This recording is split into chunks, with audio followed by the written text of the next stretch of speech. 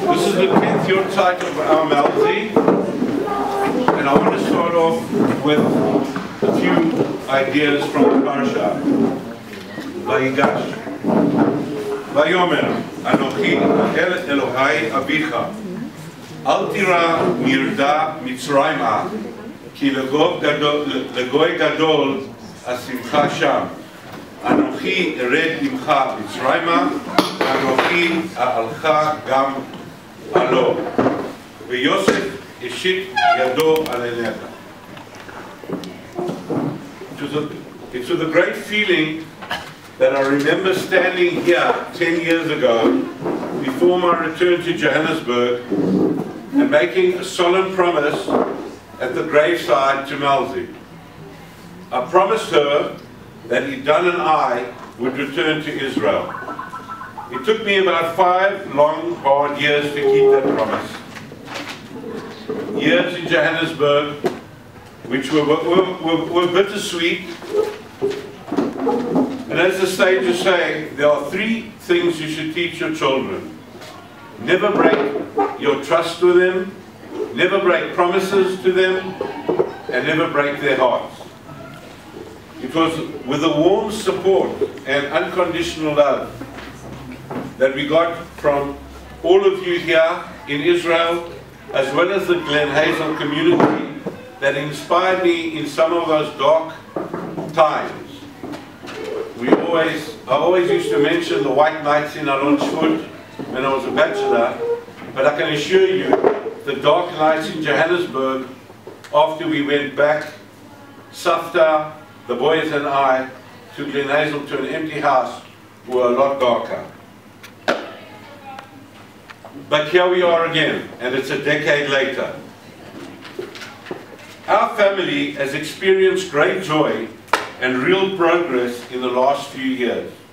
And Baruch Hashem, we have now got wonderful grandchildren and great-grandchildren for Safta and Boba to love and cherish. Malzi's legacy lives on in both Shiloah Miriam and Miriam Ruth, who carry her name. And I'm sure she is in a better place.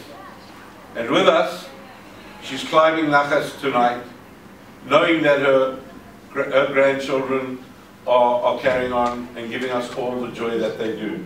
May her memory be blessed. Amen. Mike.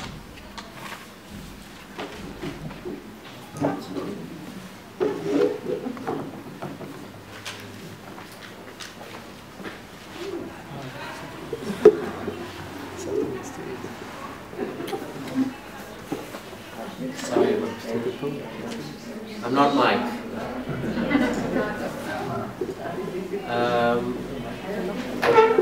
I wanted to share a letter that I actually wrote to Ima. This being the 10 years since Ima passed away, I felt that I wanted to actually let her know what's been going on, and I just wrote down a few thoughts that came to my mind, and I wanted to just read it out to all of you. Dearest Imam, in trying to think about what has happened since you left us, I could not stop but thinking about all the different events, occasions and smachot that you haven't been here to share with us. Soon after you left us, I decided to leave the Hesder program and join the family in South Africa. My hope was to help the family during the crisis.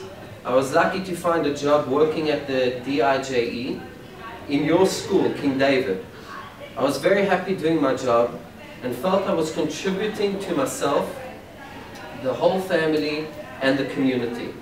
After 10 months, I decided to go back to Israel and start my degree.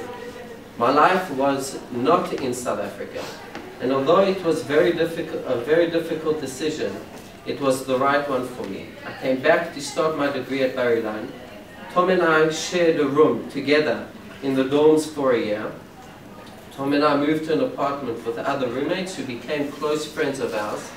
You would have loved to be there with us, a real bachelor pad. Somehow, 3 years later, I finished my degree in logistics and economics. Work was always a priority, and after working in Hadracha for Yad B'Yad during the summer for 3 years running, working night shifts in security for Steph Veltheimer, I finally found my place working for Everything English. When thinking about it, this is another piece of the puzzle. I again found myself working in something you did, teaching English. I was lucky to move on to another job at Eurovan, where I found myself working for over 5 years as a sales manager.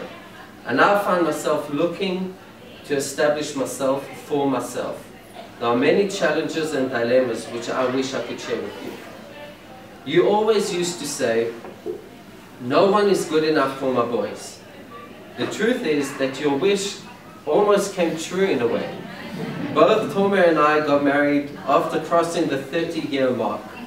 No pressure, people used to say, whilst a trickle of sweat would come down their face.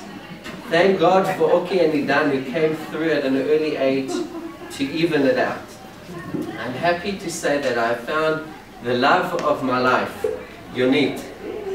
I could just picture the two of you standing in the kitchen, hacking a chinik while sipping a cup of black tea. How I wish you could have been there to walk me down the aisle. Finally, I'm happy to report that the family is doing very well. We are growing in numbers. You have 2 beautiful granddaughters.